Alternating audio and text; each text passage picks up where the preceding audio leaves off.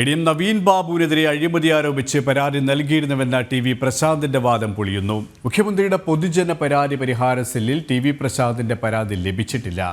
Irikkur Muslim League general secretary TNA Khader നൽകിയ വിവരാവകാശ അപേക്ഷയ്ക്ക് മുഖ്യമന്ത്രിയുടെ ഓഫീസാണ് മറുപടി നൽകിയത്. കോഴിക്കോട് നിന്നും മിഥുൻ പിള്ള ചേരുകയാണ്. മിഥുൻ, പ്രശാന്തിന്റെ ആരോപണങ്ങൾ കള്ളമാണെന്ന് ഒരിക്കൽ കൂടി തെളിയുകയാണോ?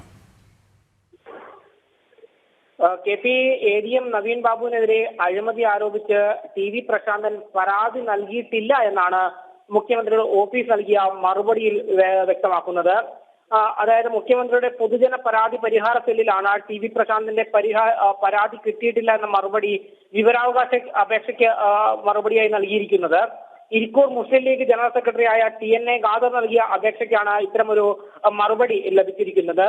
മുൻപ് നൽകിയ അപേക്ഷയിൽ കൃത്യമായ കാലയളവ് രേഖപ്പെടുത്തിയിട്ടില്ലാത്ത കാരണം പറഞ്ഞ് ആ അപേക്ഷ മുഖ്യമന്ത്രിയുടെ ഓഫീസ് നിരസിച്ചിരിക്കുന്നു. എന്നാൽ വീണ്ടും അപേക്ഷ നൽകുകയും ഇത്തരത്തിൽ പ്രശാന്തന്റെ പരാതി ലഭിച്ചിട്ടുണ്ടോ എന്ന് അന്വേഷിക്കുകയും ചെയ്തതിന്റെ അടിസ്ഥാനത്തിലാണ് ഇപ്പോൾ അത്തരമൊരു പരാതി ലഭിച്ചിട്ടില്ല എന്ന മറുപടി മുഖ്യമന്ത്രിയുടെ ഓഫീസിൽ നിന്ന്. മിഥുൻ, കഴിഞ്ഞ ദിവസം വിജിലൻസ് അന്വേഷണത്തിലും ഇത്തരത്തിലുള്ള നിലപാടുകൾ കള്ളമാണെന്ന് തെളിഞ്ഞിരുന്നു. അതായത് പ്രശാന്തിനും PPTV അടക്കം ഉയർത്തിയ വാദങ്ങൾ പൊള്ളയാണ് എന്ന് തെളിയുകയാണല്ലേ? തീർച്ചയായും അത് തന്നെയാണ്.